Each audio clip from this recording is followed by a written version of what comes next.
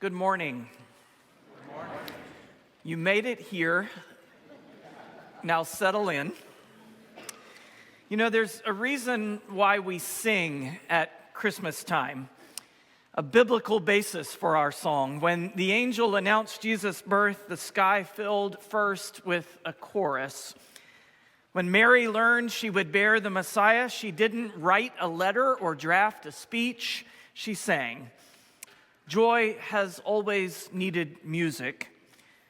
And so this morning we add our voices to the ancient songs. We sing of glory and peace, of hope that has already arrived, and a world still waiting to be made whole. We sing because joy doesn't wait for everything to be fixed. Joy shows up early. The faithful have always sung, not because darkness is gone, but because the light is coming and already here. And so it is good for us to be here in this space together today. It is good for us to sing and to be led in worship by this extraordinary choir and orchestra. We are so grateful for your presence and for the gift of song this day. At Second Church, we are a welcoming community of faith where Jesus Christ transforms lives, and so we welcome because God first welcomes us. If you are a guest in worship with us today, we want you to experience the warmth of that welcome, and we invite you to pass the blue welcome books down each of your pews and back again so that we can greet one another by name. If you turn your bulletin over to the back cover, you will see opportunities for service and fellowship, study, special events, and worship. You'll find more information about all of this on our website, secondchurch.org, but I do want to highlight a few. Yesterday, thanks to the generosity and compassion of this congregation and the dozens of cold but undaunted volunteers across our campus, 111 families, our neighbors in Washington Township, were blessed with the gifts of Christmas, food and clothing and gifts for children, thanks to your generosity and our Christmas with our Northside Neighbors ministry. I especially want to thank our deacons who lead us in that effort, and especially those who led the Christmas with our Northside Neighbors Committee, Lauren Rapp and Catherine Bryant, for their leadership this year. We are grateful to be a part of this community and to serve our neighbors throughout the year, and especially in this season. This week, you are invited to the Advent service of Lament and Hope. That's Wednesday evening at 7:30 p.m. in Milner Chapel. We'll gather for scripture, prayer, and song to embrace both the ache and the promise of the Christmas season. Second Act will host their annual Christmas brunch next Sunday, December 21st. Registration for that closes tomorrow, and you can call the church or register online.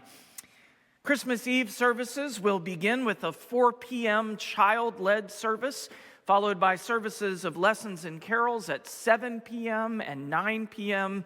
and 11 p.m., at which Holy Communion will also be served. So Christmas Eve, 4, 7, 9, and 11.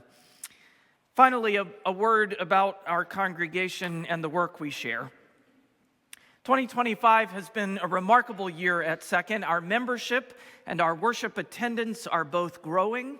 Our outreach is expanding. Our roots are deepening. Ministries to children and families are exploding with new life.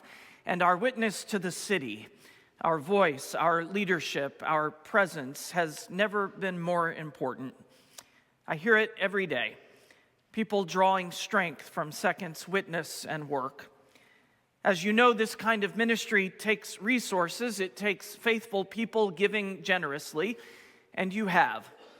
As we look toward 2026, we are 90% of the way to our pledge goal of $3.9 million for next year. That is extraordinary, and we thank you for it. If you haven't yet made a pledge for the new year, there is, of course, still plenty of time. We would love to count you among those who are investing in what God is doing here.